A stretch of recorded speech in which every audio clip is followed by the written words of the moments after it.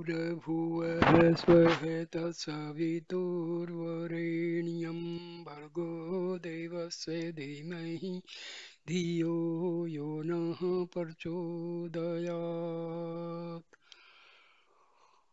Om Shanti Shanti Shanti. Om Sai Ram, sisters and brothers. Now I am starting my 12th video on Sai Gita. So here it goes. There are many beings but only one underlying divinity. If a person has not conquered his own mind and senses, how will he ever be able to taste the sweet nectar of divinity? To achieve control of the mind and senses, it is important for you to know the deeper reason for all your efforts. The ultimate goal of your life is to realize the one divinity that underlies everyone and everything. You must become established in the one Atmic principle that exists in every heart. The sun is one for everyone. There is not a separate sun for different beings and for different species in different parts of the world. There may be thousands of different vessels all filled with water standing on the ground. Some will be earthen pots, some will be brass vessels, and some will be silver or copper ones. Above them in the sky is one sun, reflecting itself in all of these vessels.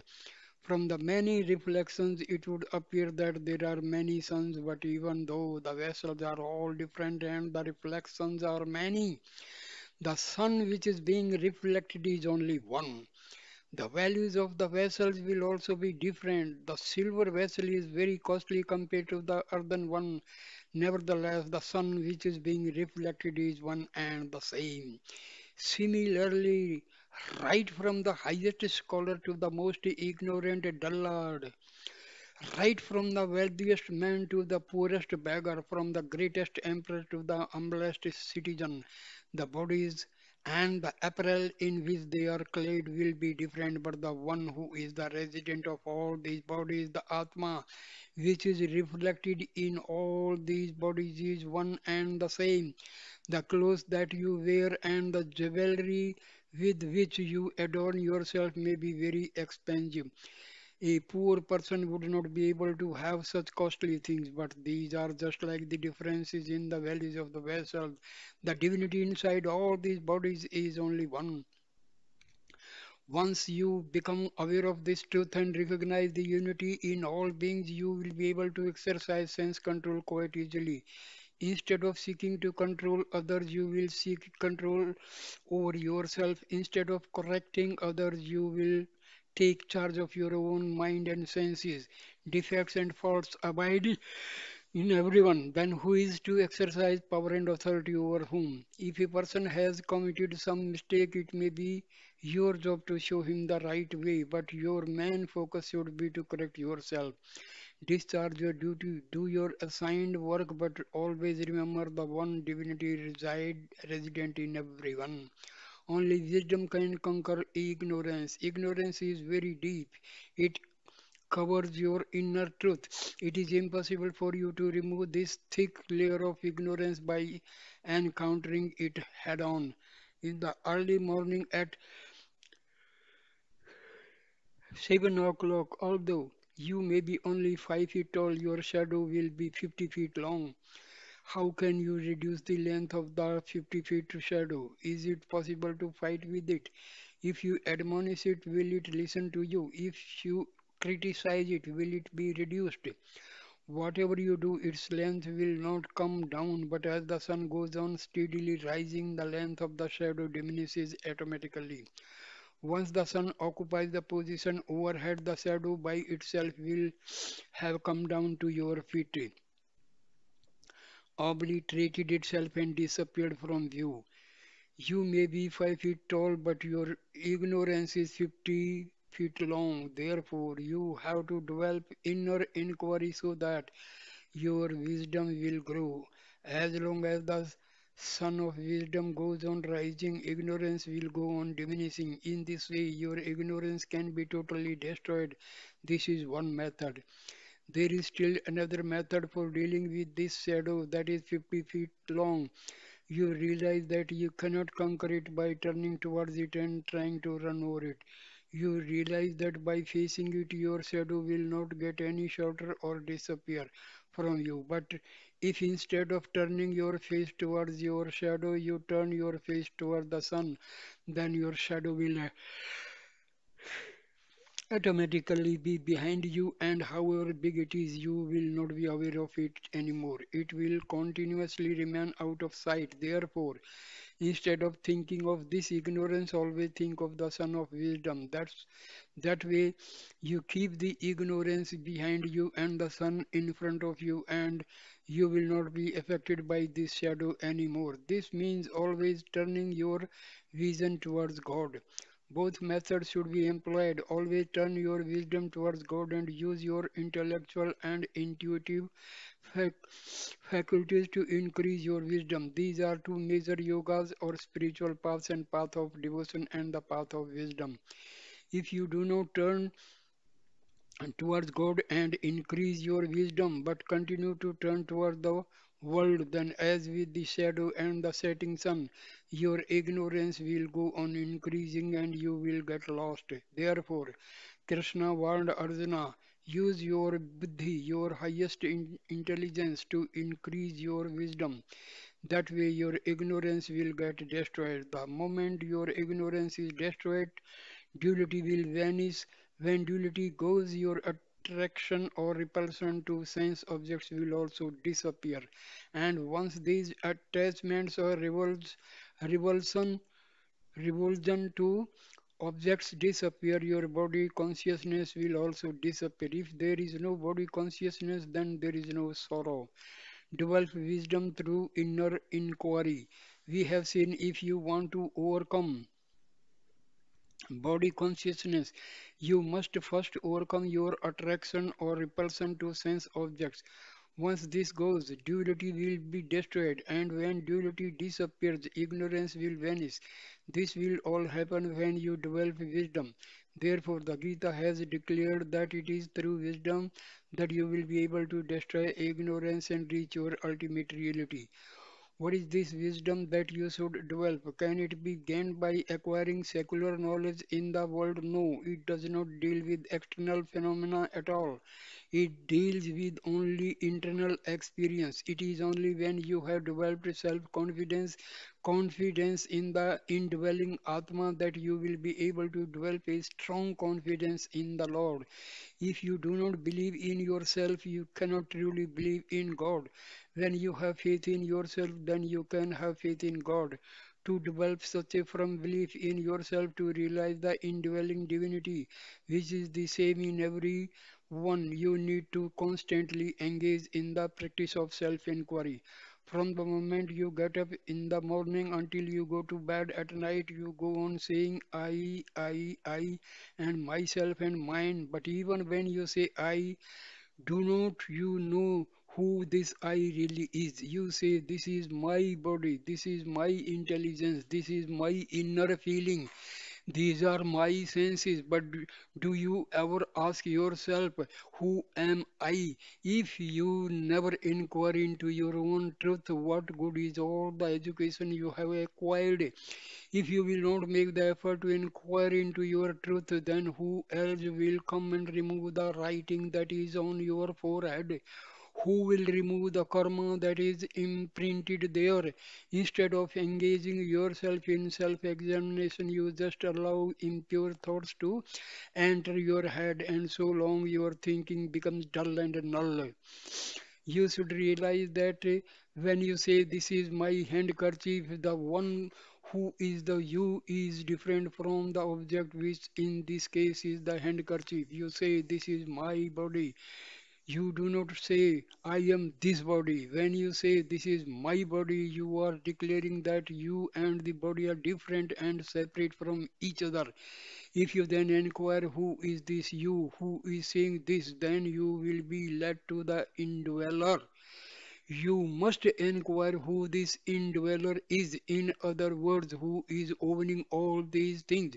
When there is an owner can there be any meaning in saying this is my property, this is my land. Only the master who owns the property have the right to say this property is mine. For the body mind, this master is the indweller. This master will not undergo any change. He will never leave you.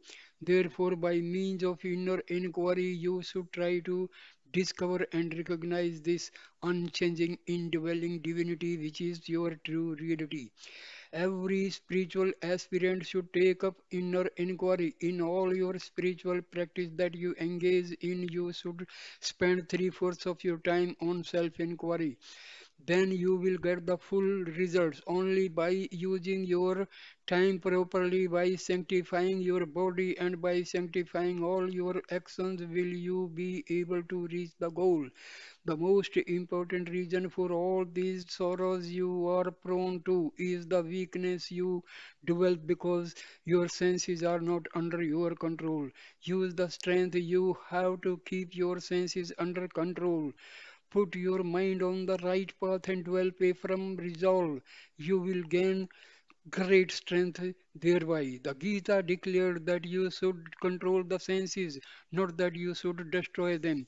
The Gita does not say that you should renounce action, but that you should renounce the fruit of your action. Therefore, you have to do your work. All there is no need for the Lord to perform any particular work. You will find that He is working all the time. If He is working constantly, should you not be working also? Perform your work and use all your senses correctly. Use them within the proper limits for the purpose for which they were intended. Do not ever use them in the wrong way. This is the message of the Gita. To know the divinity is to become the divinity. Krishna said, if you are a slave of your desire, you will be slave of the entire world. But when you make desire your slave, the whole world will be yours. Embodiments of love. Have faith in the indwelling divinity, the Atma, which is the basis of every happiness and joy that you will ever experience in the world. People are suffering immensely because of their erroneous belief that the joys of the senses and delights of the worldly objects are real and will last. But these are only temporary and cannot last. People have not inquired to find out what is the basis for the joys associated with the sense objects and all the luxuries of the world. The Atmic light get hidden by the impure senses. In the Gita, the human body has been compared with a container having 10 holes within which an inextinguishable light. If you were to cover this container with a thick cloth, then you would not be able to see any light shining through it. If you, however, you gradually lift this thick cloth covering the container, then you would be able to see the light shining from each of the holes. At that point, it looks as though there are 10 lights, but when you take the container away and leave the light, you realize that there was only one light. That one light shining within the container, which is the body, is the self-effulgent Atma. The splendorous light of the Atma has been covered by the body and its sense organs. There are five gross and five subtle sense organs associated with the human body, which can be thought of as the 10 holes in the container through which the light of the Atma shines. This container of the body, in turn, has been covered by the thick cloth of minus and attachment, which obscures the pure light of the Atma. First of all, you must remove the cloth of selfishness and minus. This minus stems from ignorance. It is a form of delusion which makes you feel separate and keeps you bound up in duty. It arises from the cosmic illusion or Maya. Maya can be thought of as the outer vesture or garment of God. God has been described as having illusion as his outer form. This illusion veils and hides him from view. Once you take away this cloth illusion, then the inner light becomes revealed, shining radiantly through the sense organs. The light which you see through your eyes is but a reflection of the one self-effulgent light, divine light that is inside you. Every sensation you feel through your skin or hear through your ears is but a reaction to that same inner light, and every sound which you make through your mouth is but the resound of all divine inner light.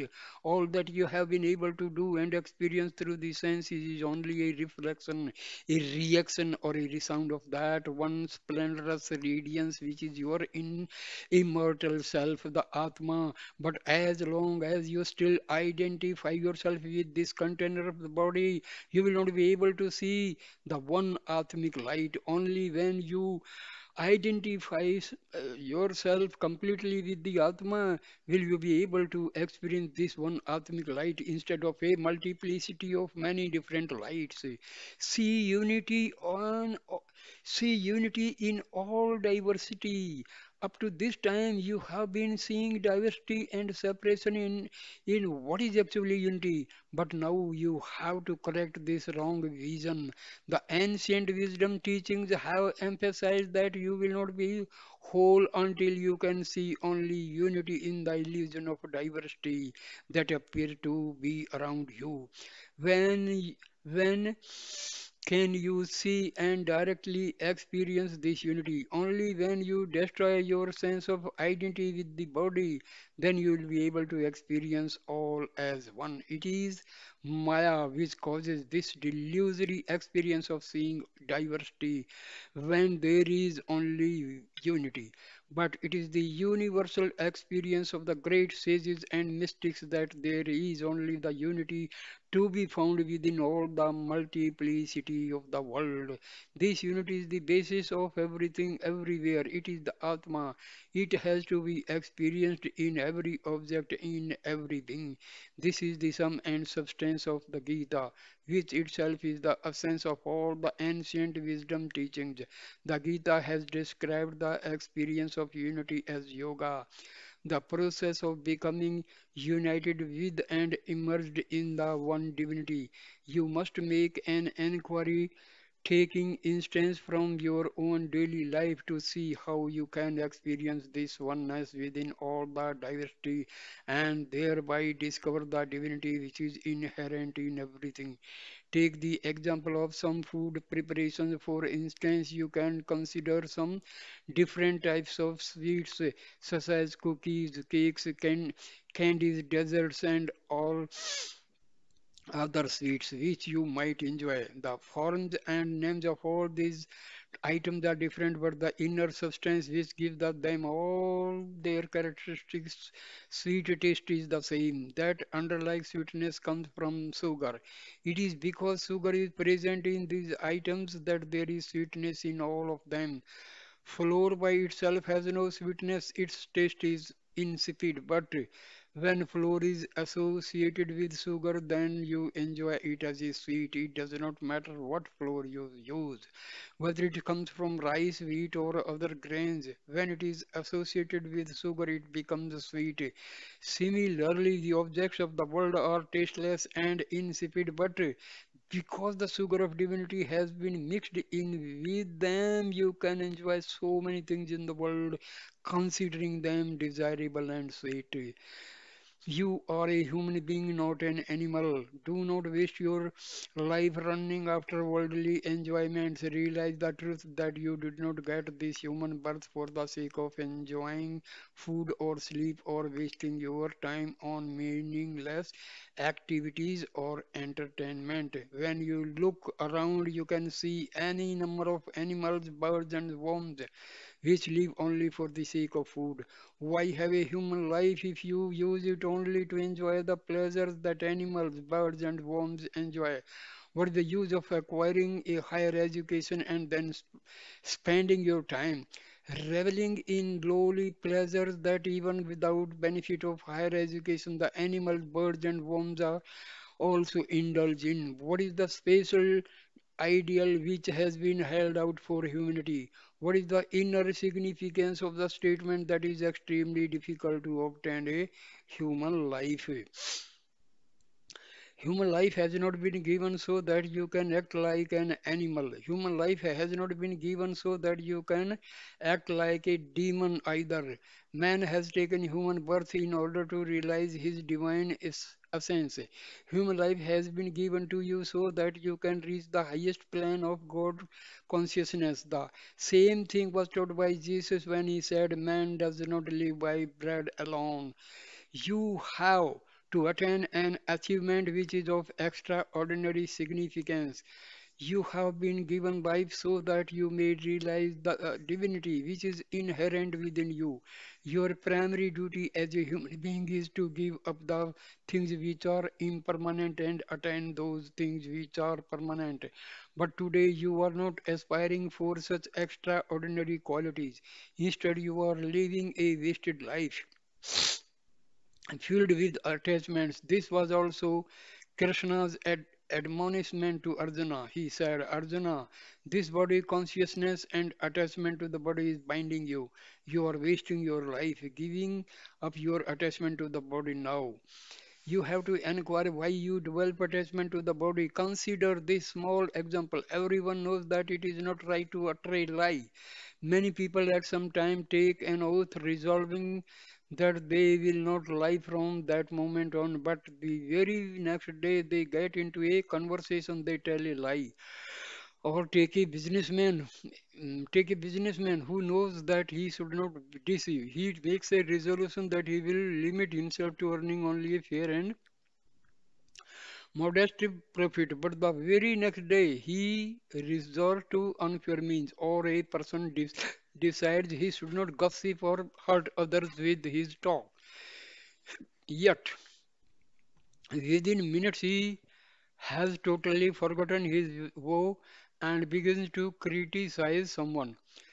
Man seems not to have a steady mind at all, and without a firm and steady mind, he is unable to control his actions. On a holy day, he may feel that he should be thinking of nothing but the Lord and abstaining from taking any food. But after some time, he excuses himself and says, "Let me at least have a few biscuits and with the tea."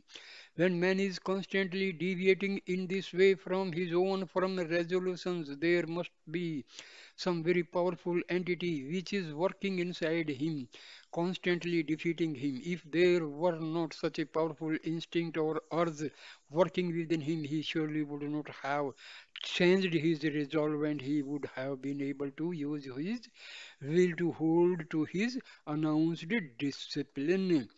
Desire makes you break your resolutions. So there is some power, some force that is hidden within man that he is not able to control or understand. If he thinks deeply and tries to discover just what exactly this power is, he will find that it is related to three worldly qualities which are inherent in the human condition. These three attributes which comprise worldly life characterize the mind and its thinking process. They are the slothful or dull or active or passionate, and the serene or calm tendencies. These three attributes in various combinations will dominate a person's life. They will be fostered or diminished by the quality of the food taken in and by one's tendency towards indulging in or depriving oneself of sleep. Of these three attributes, the first two qualities mentioned, that of slowness and furious activity, are likely to encourage you to take the wrong path. Slothfulness giving rise to dislike, repulsion, and anger. An excessively active nature gives rise to attraction, desire, or attachment to worldly things. Desire is the most powerful urge, making man give up all his resolutions. It acts as the leader or captain of all the bad qualities. You can plan your certain programs to defeat your external enemies, but all your plans and strategies will be of no use until you have conquered your inner enemies. Once you have yielded to your inner enemies, how How can you hope to conquer your external enemies? When these inner enemies have subverted your will, how can you be power and defeated all your good intentions? How will you be able to challenge and conquer your external enemies? This captain of the bad qualities, desire, has made a hole and entered the house. The others, like hatred, anger, greed, and jealousy, then follow him into the house. The moment these enemies have entered into you, you lose all your discrimination and wisdom. The moment you lose your wisdom, you also give up your resolution. Therefore, the most important reason for not fulfilling your own firm resolve is the welling up of desire. Let us try to understand this further.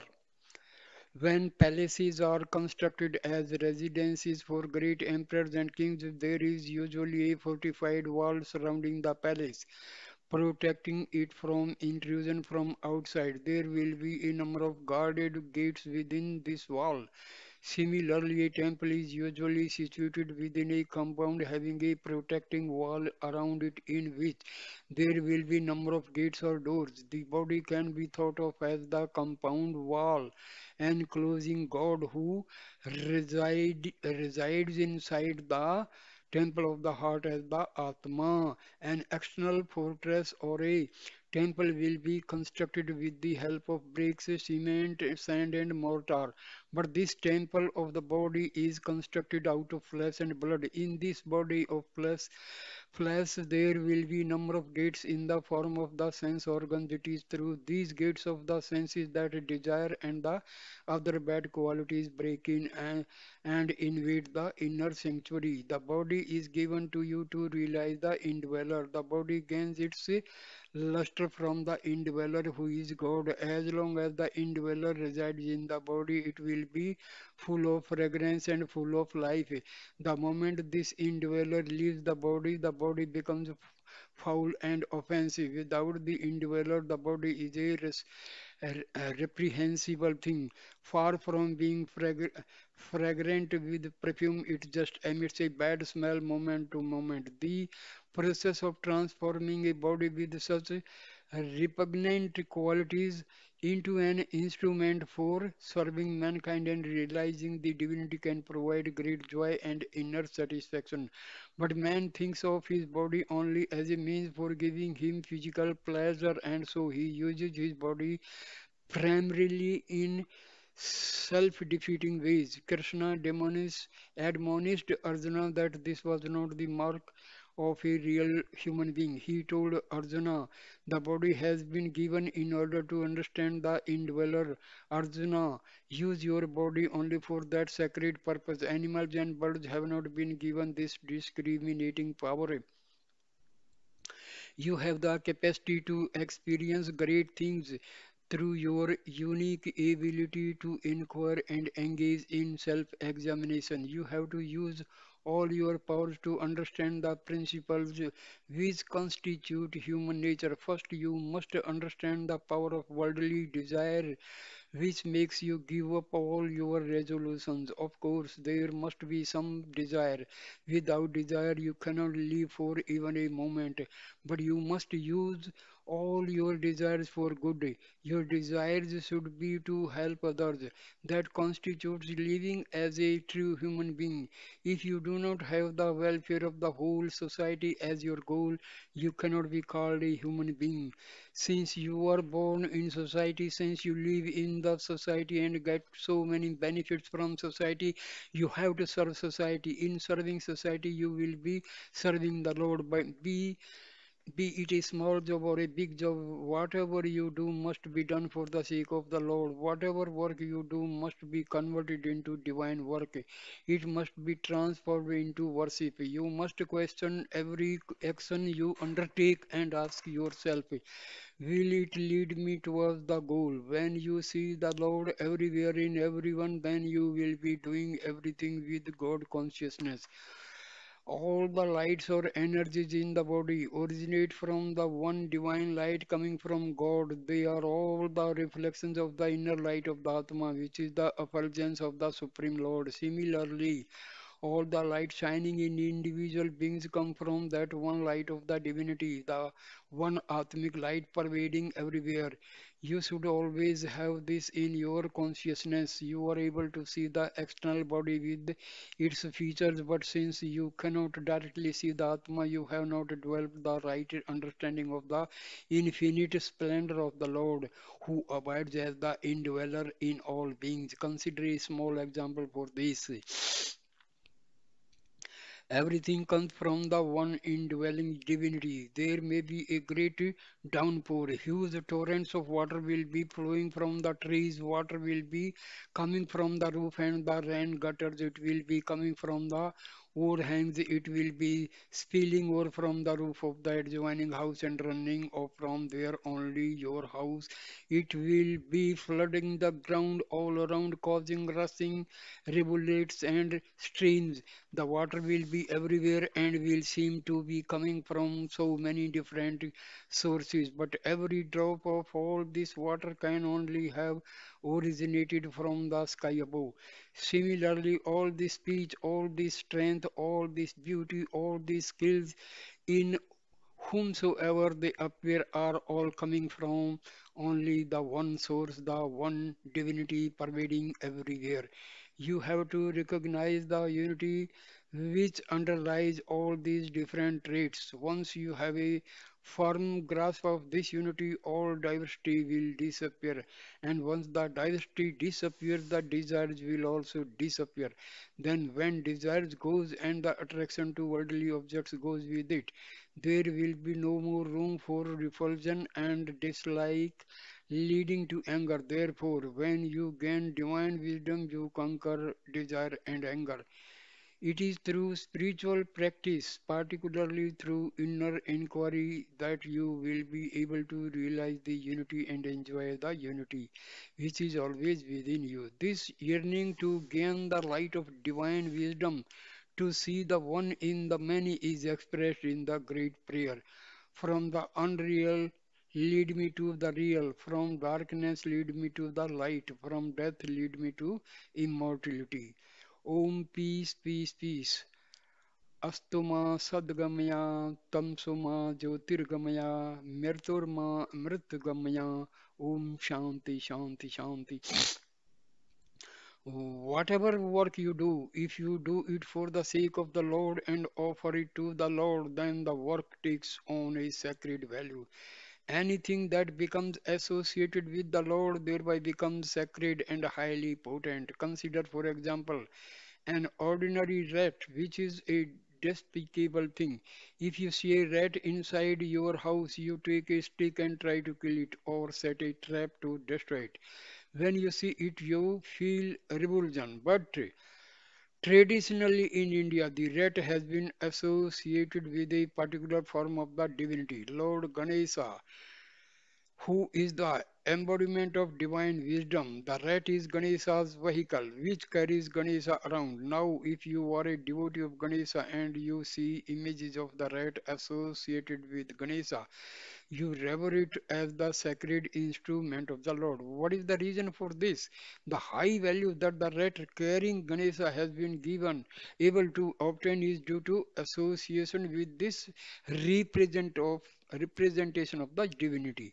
Similarly, when you come across a snake, you may feel some fear and go to get a stick to drive it away. Or you may get a snake charmer to catch hold of it. But when the same snake adorns the neck of Lord Shiva, you worship it and offer it your prayerful salutations. What is the reason for this? The reason is that it has offered itself to the Lord and serves Him alone. Therefore, it has also become divine like the Lord. Even if it is a poisonous snake, once it has offered itself to God, it acquires fame and nobility. Association with the divine makes you divine. Once upon a time, Lord Vishnu sent a message to Lord Shiva. He sent the message through Garuda, the eagle, which is Vishnu's vehicle. Garuda came to Shiva, flapping its wings. When the snake, which was adorning Shiva, caught a little feel of the wind which was being produced by the flapping of Garuda's wings, it started hissing. Although an eagle is the deadly enemy of snakes, and a snake would normally slink away when an eagle comes near. Now this snake began hissing at Garuda. It had the courage to do this because of the great strength it got by virtue of the position it occupied around the neck of the Lord. When this snake fearlessly continued hissing, Garuda said, "O snake, you are there around the neck of Lord Shiva. Therefore, I must excuse you, but just come aside a little. Come away from there for a moment. The instant the snake leaves its position, it becomes a meal for the eagle. As long as it remains in its position, it gains great strength because of its nearness to divinity. Truly, the only I-ness that is acceptable to when you link your I with the Lord and when you say, I am one with the Lord. If instead you give up your nearness and dearness to the Lord and ego takes hold of you, then you become very mean and weak and vulnerable. If it is just a small thing, a valueless thing, once it takes shelter in the Lord, its value will be greatly increased. An ordinary stone may be lying in the street, but when a sculptor comes and shapes it into a sacred form, it is revered and worshipped in the temple. You can reflect on the extraordinary value you will gain when you associate yourself with the divinity and become one with it.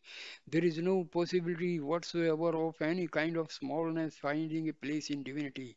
In the Rama story, we have the occasion when Sita, Rama's wife, had been kidnapped by the demon king Ramana and kept captive in his palace. At the time, Ramana was suffering great mental anguish, even though 10 months had elapsed since she had been abducted. Sita would not yield to him. She would not even utter a word to Ramana. Whatever threats he made against her, she remained totally indifferent to him. This fact was noted by Ramana's wife, who went to her husband and tried to correct him.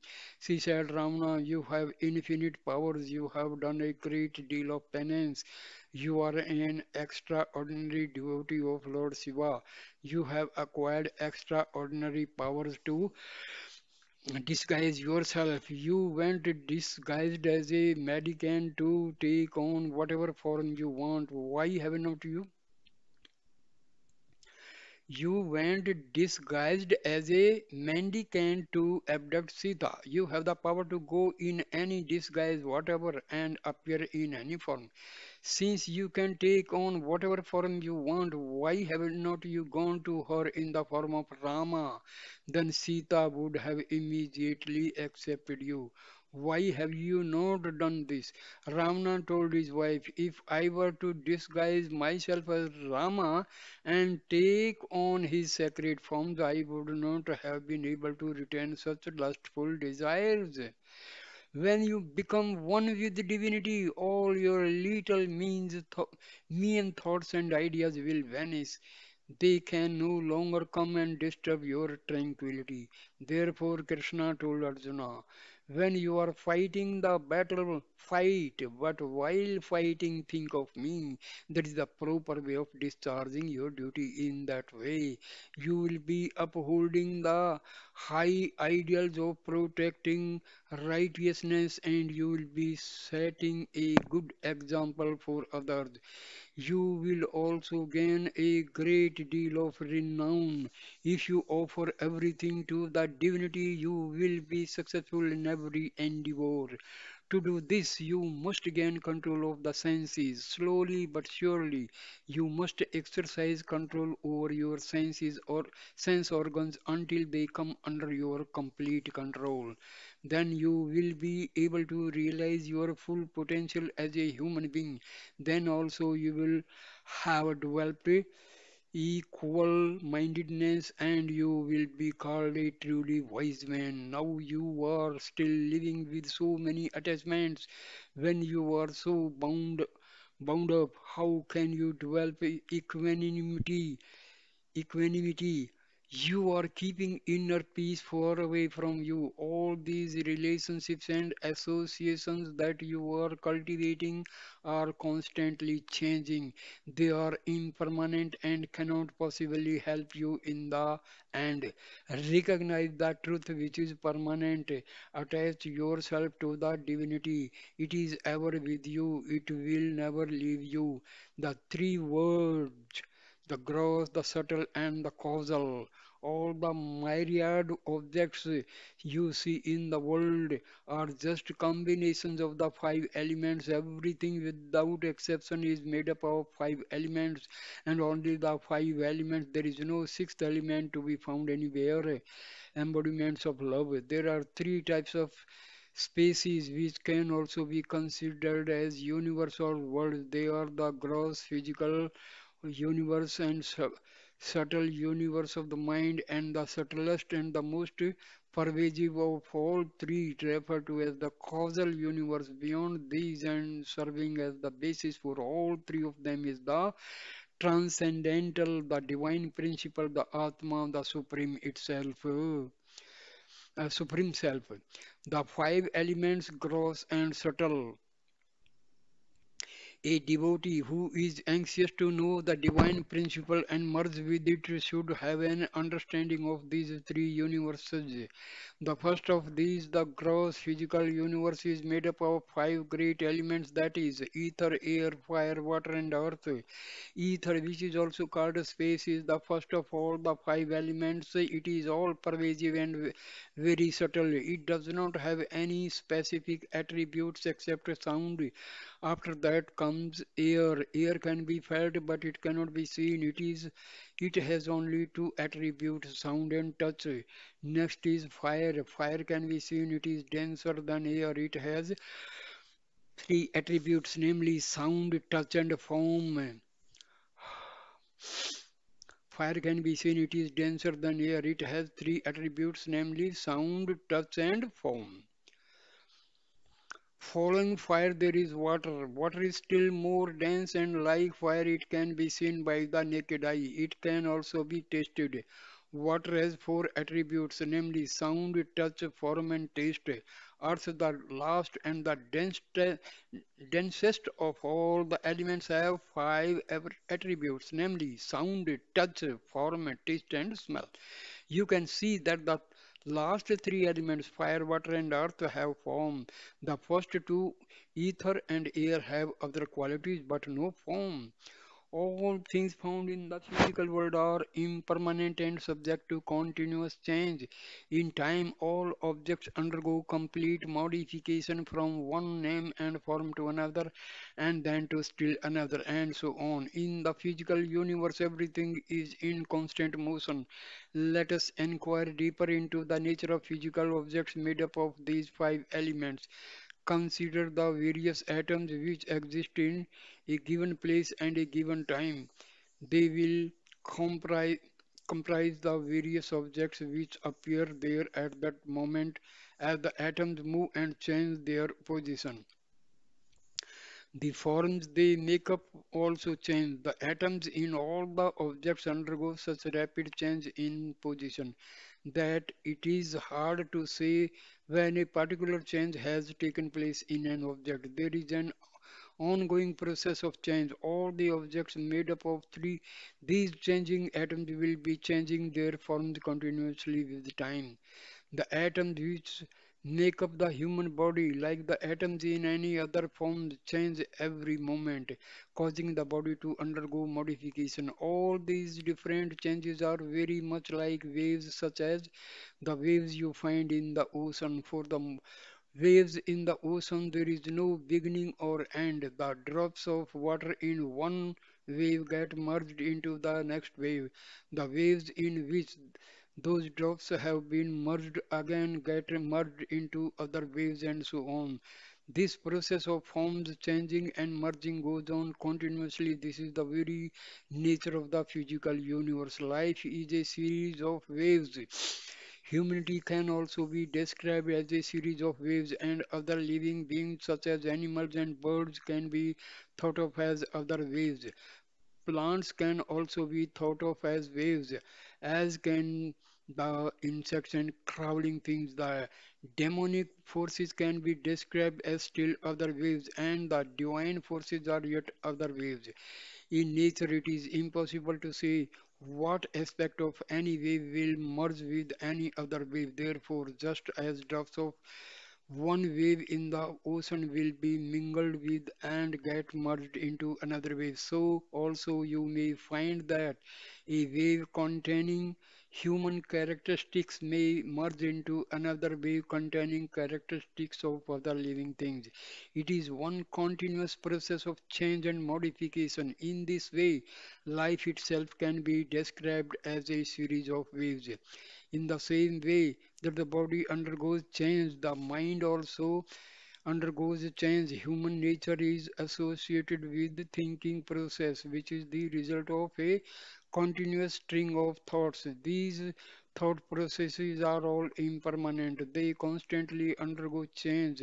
We see that everything comprising human life is undergoing change unless you are able to recognize the six principal types of changes which occur in life, namely birth, growth, maturity, decline, degeneration, and death. You will be deluded into thinking that life is permanent. The root cause of such lack of understanding is ignorance, which gives rise to the ego and egoistic feelings of self delusion. The physical universe contains billions of suns, each with its own world. There are countless planets, big and small, and innumerable beings. In this entire vast universe, the Earth is smaller than even a tiny drop on this earth. India is just a little country. In this little country, there is a small state. In this small state is a very little district. In the little district, there is just a minor village. In this minor village, there is an insignificant little house, and in this little house, there sits a very small body. Is not it ludicrous to think that such a small body could ever feel egoistic and blow up with self-importance considering its minute size in this huge universe? When you think of this world and your own place in it, you can see that physically you are the merest speck in that vast totality. Can such a tiny speck ever hope to understand the totality? Can a mere little ant ever hope to measure the whole ocean? And yet this ocean itself is constantly undergoing change, and so does the whole earth, and so does everything else in the physical universe. The world in which you are living is completely temporary and transient. How can an insignificant temporary thing living in a transitory world try to understand the infinite, limitless, permanent entity? To understand the permanent entity, you must occupy a permanent place within the permanent entity. Body, personality, and individuality are all temporary. They can be compared to a mirage. Man is trying to quench his thirst from a mirage. A mirage appears to be made up of water, but there is no real water. There are no clothes can be wetted from a mirage. No bucket can be filled with there. You can never slake your thirst there. In the same way, your body and your individual nature can never satisfy your thirst for the true joy that you are seeking. But for the divine principle, the world is totally inert. The whole vast physical world is something like an atom in the mental world, just as your body is like an infinitesimal atom in the universe. But in this incredible huge mental world is itself only the size of a mere atom in the causal world. The physical world, being made up of five gross elements, can be apprehended by the five senses of perception. But since everything in the physical world is made up of the five elements, and only the five elements, this world is totally inert and insentient. Here, the divine principle is inherent in it. This divine principle is also to be found in the mental world. Since the mental world is made up of same five elements in their subtle aspects, this world is also inert and insentient. But just as the divine principle as indweller is inherent in the inert body, activating it, and it is inherent in the inert mind, which vitalizing it, so also it is inherent in these inert physical and mental world, energizing and vitalizing them. The divine principle which brings energy and vitality to the physical and mental world shines forth most splendidly from the causal world and subtlest of these vast universes.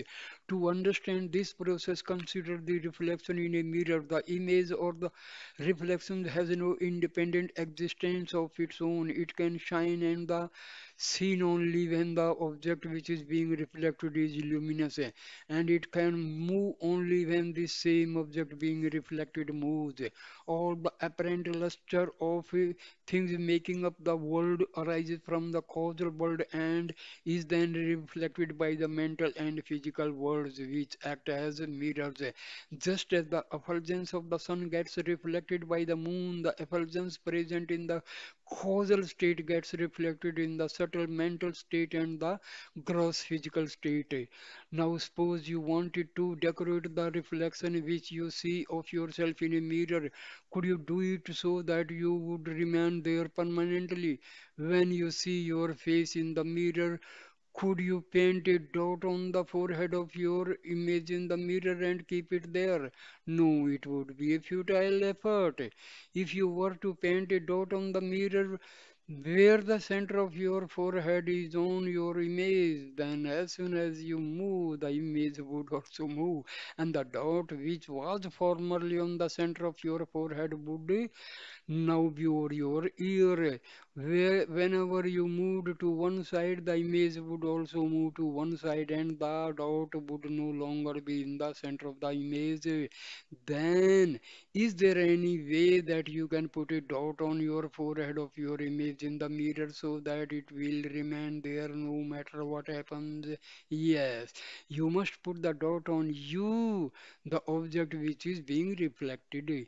Then you can move in any direction or even turn the mirror to one side or the other, and the dot would not move on your image. Here is a small story which will illustrate this principle.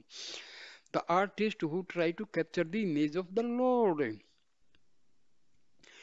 There was once a world famous artist. He had an extraordinary talent for figure and portrait painting.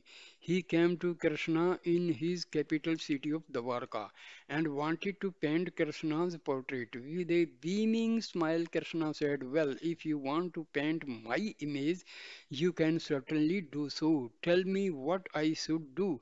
The artist requested, "Swami, if you would kindly just sit still for an hour in the same place. I will draw an outline and then later on I will fill in the details." Krishna sat down on for the artist and remained without moving. The artist made some preliminary sketches. After a while he portrayed at Krishna's feet and said, "Swami, I am done now." Smiley Krishna asked, "Where are you going to show the picture?" The artist answered, "Swami, by tomorrow at this time I should have completed it." Throughout the night he worked untiringly on this difficult task of accurately painting a likeness of the Lord on canvas. When the picture was done the next morning, the artist was extremely pleased with his work. He covered the painting with a beautiful cloth and brought it to Krishna. But when the cloth was removed, it was seen that in the intervening 24 hours, the form of Krishna had undergone a remarkable change. The artist put the portrait directly alongside Krishna. He looked at the picture and then looked at Krishna. He realized that there was very little resemblance between the two. Krishna also looked at the painting and pointed out, my dear fellow, there seem to be a number of defects. The artist said, please forgive me, Swami, please give me another chance. Let me try again and I will do better. It went on like this for 10 days. Each day the artist did his work over again, but it was impossible to get a proper picture. Now the artist began to feel ashamed. He decided it would be best if he just disappeared from there. And so he hurriedly left the city. On the way, says Narada happened to meet the artist departing from the city. Narada asked the artist, you seem quite disturbed. Tell me what is making you so unhappy. The artist explained to him all that had happened. Arda told the artist, well, Krishna is a master actor and a master director. He is enacting this whole drama. Using your method, you will never be able to get a true likeness of him. But if you really want to succeed, then listen to my words and follow them implicitly. The artist agreed to do exactly as Narada instructed. He returned to Dwarka and the very next day went to Krishna carrying with him a picture covered with a fine cloth. He told Krishna, Swami, I have finally been able to bring you your exact picture. Please have a look. This will always give you the correct likeness of you. Whatever changes you come into your expression and form, the image that is seen here will show all the changes faithfully.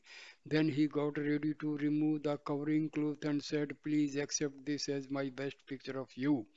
When the cloth came away, it revealed a clean mirror.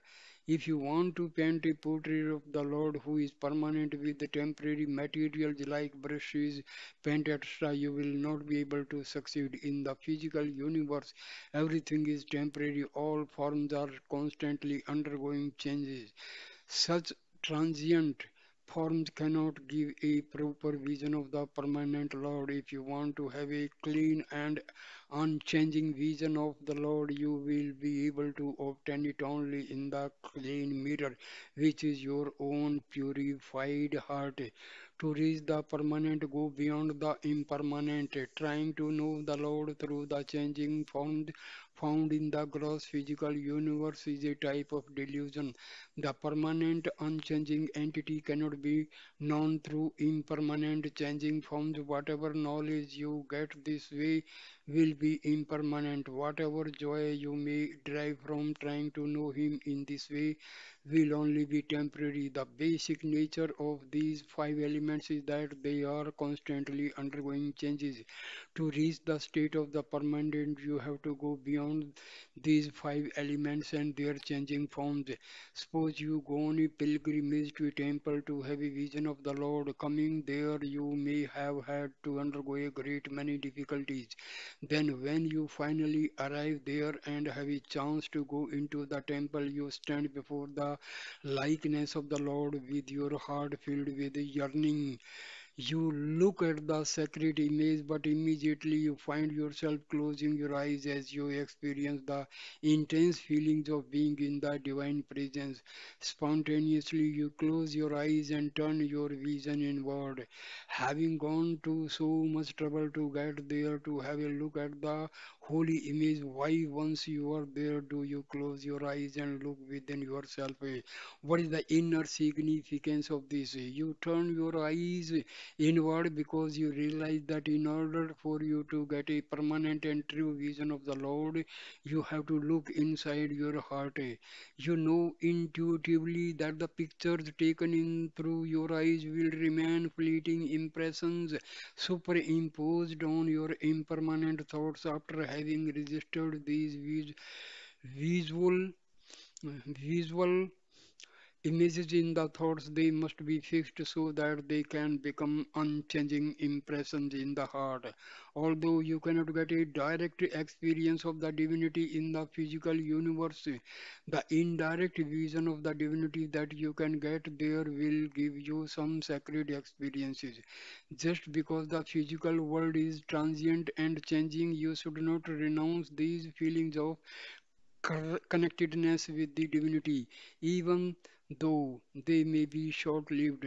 These feelings will give you some temporary joy. First, you will have to secure this temporary joy and then slowly and gradually make the journey towards permanent joy.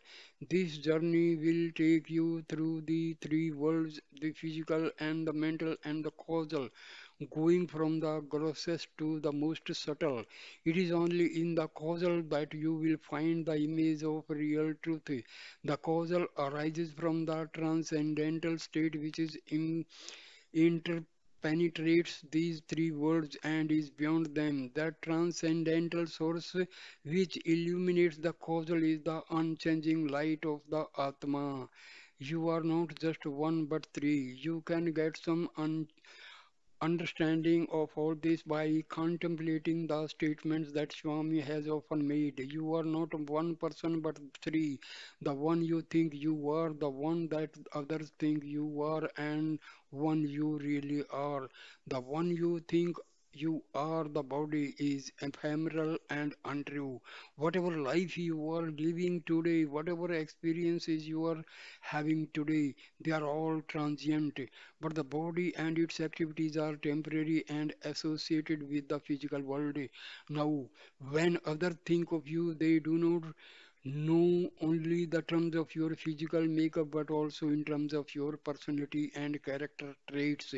There is a more mentalized image of you, therefore, the one that others think you are relates to the mind and the mental world, which is also changing and untrue. But the one you really are is the Atma, the unchanging truth, shining in the causal state. A piece of ice in your hand will start melting until it becomes water again. Why is this so? Because melting is the very nature of ice. Similarly, changeability or transitoriness is the very nature of everything that appears in the physical world. Even while you are trying to understand the gross physical universe, you have to think of the finer, subtler inner worlds. The physical world is at the gross level. You experience it during the waking state. The same thing in a subtle form is associated with the mental world, which you experience in the dream state. In the waking state, you are able to see objects because of the light emanating from the sun and the moon. But the sun and the moon, your waking state are not present in the dream state. It is only the light which emanates from the mental world which helps you to see the objects of the world. The moment you push aside the gross, the subtle light becomes evident inside. During the day, you are not able to see the stars, but just because you cannot see them does not mean that they are not there. Stars continue to shine even in the daytime, and yet, because the sun's effulgence is so great, you cannot see them. As the light of the sun becomes dim at dusk, you begin to see the shining stars. Behind the gross, the subtle, behind the subtle, the causal. Behind the outer, grosser experiences lies the subtler, finer experience from which the outer has sprung, and within the subtle can be found the template for the gross. Even in the childhood of great spiritual teacher, you can see the mark of one whose mission it is bring light to mankind. And when you apprehend this underlying subtle quality of that being, you clearly see how it has shaped every aspect of that little life through its outer manifestations and through every major period of life. There is another state that transcends both the gross and the subtle, that is the causal. The causal state does not have any movement, it does not undergo any change. Within it is found, be found the self-effulgent light of Atma. It is because of this all-pervasive light of the Atma shining in and through the causal state that you are able to experience the mental and the physical worlds. If there were no subtle mental world, there could be no gross physical world for you. But if there were no causal, there would be neither subtle mental nor gross physical world for you. To realize your divine state, your journey has to take you from the physical through the mental to the causal. Your truth is rooted in the causal. You must use the physical to reach the mental and the mental to reach the causal.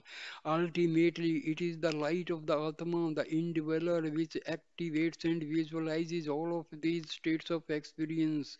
The Atma is the source and the substratum of all three worlds. In the ocean, you will find waves and swells and foam on the surface, large scale currents below the surface, and the stillness of the deep ocean regions far below. The waves and foam, the currents, and the deep ocean waters are not different.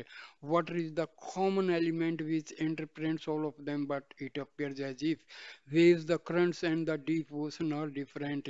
In the physical world, also you have to discover the common element that underlies all experience and unifies the physical, the mental, and the causal worlds. You can associate these three universes with three states of consciousness. You can think of the waking state as the physical, the dream state as the mental, and the deep sleep state as the causal. Beyond these three states, interpreting them and common to all of them is fourth state, that is the superconscious state, the transcendental state, the unconscious state of the deep sleep is associated with the causal. It has a very profound quality of peace, but by itself, the deep sleep state will not provide you with a permanent experience of real bliss. The bliss is there, but you are not conscious of it. It is only after you come back to the waking state from deep sleep that you remember the serene feeling of total rest you were enjoying. However, in the superconscious state, you will be able to enjoy eternal peace and bliss and be fully conscious of it always. So here I ends this 12th video. Sai Ram. Thank you so much for watching this, for listening this great video. Please like, comment, and share the video and subscribe my channel. Thank you so much, my dear.